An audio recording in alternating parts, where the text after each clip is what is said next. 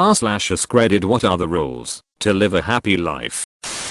Stop comparing yourself to others. All because someone got a new car doesn't mean you need to get a new car too. This goes for other stuff too. I just used cars as an example. Compare yourself to who you were yesterday, not who someone else is today. Yesterday I got a new car. Maybe I should get another one today, so I can at least even it out. No, you need to get 2 new cars to improve off of yesterday's self. Ellen wants to know your location. You want to know Ellen's location. Taken from the Science of Wellbeing course from Yale that was offered on Coursera for free. It went in depth about what is happiness, why and when do we feel it, why does it go away, etc. Here are just the exercises the class gave to raise your baseline happiness level. Try to do these every day. Find something or a moment to savor. Find a reason to smile or practice smiling if you can't. Make a social connection. Find 3 things to be grateful for. Do something kind for someone. Exercise and meditation. Eat fast. And arguably the biggest factors in happiness. Sleep at least 6 hours, but preferably 8. Anything less than 6 hours of sleep and you start to suffer from symptoms of sleep deprivation immediately. I want to clarify the sleep thing. Very few people can feel their best on 6 hours of sleep per night. If you can, congratulations on winning the genetic lottery. For most people 6-hour average is very bad sleep deprivation. You can go to work and function sure, but you won't feel your best. You're compromising your immune system. You're increasing inflammation all over your body. You're increasing your symptoms of anxiety and depression. After an extended period, a few weeks, you will literally be likely to have symptoms of being pre-diabetic. 6 hours is no joke. I feel horrible when people pride themselves on coping with 6 hours of sleep per night. It is horrible for your whole body. We are talking about recipe for happiness here. Get 8 to 9 hours every night. Not 6. Not 7. Not 7.5. Recipe for happiness is 8 to 9 hours every night. Recipe for surviving is 6 to 7. Recipe for coping is 7 to 8. Recipe for happiness is 8 to 9. Some people say now I don't need that and that's their choice, but the science is clear. Source: clinically trained professional. So having a baby is literally suicide. Cool.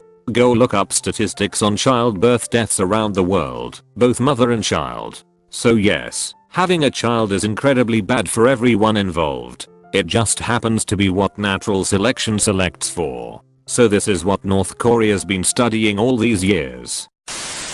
Lead a simple life. Trust readily, but cut the cards. Seek first to understand, then to be understood. When life becomes a soap opera, change the channel. I would love to change the channel when the drama occurs, but I keep losing the remote. The TV has buttons, my friend, but the buttons are on the back, and it's slightly too dark, and I reach around, but I always hit the wrong one and end up turning up or down the volume, or changing the input instead of the button I want. Who designed this TV, and why did they not put the buttons on top? This metaphor is getting out of hand, much like the remotes that we can't find.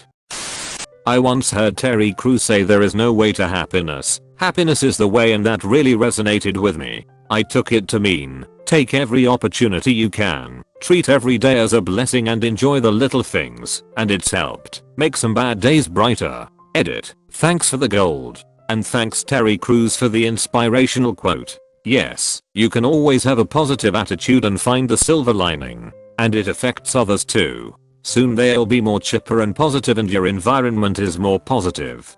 Priceless. Starts with looking for positivity and sharing it. You can't follow steps and suddenly be happy. You have to find happiness every opportunity you can and slowly become happier.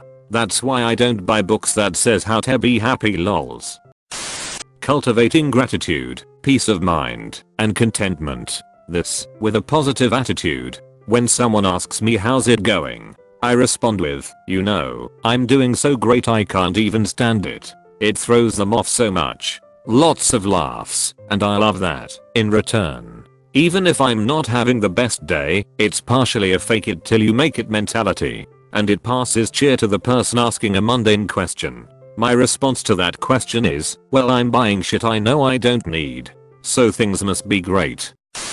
I will lump this with the best wisdom my father taught me. Always seek knowledge. The minute you stop learning, you start dying. Learn when to hold on to something and when to let go. The world is yours, so long as you're willing to put in the work that earns it. The first one resonates. Einstein looked at everything with curiosity, and when they examined his brain it was like that of a young man. He never settled for his knowledge and seeked more.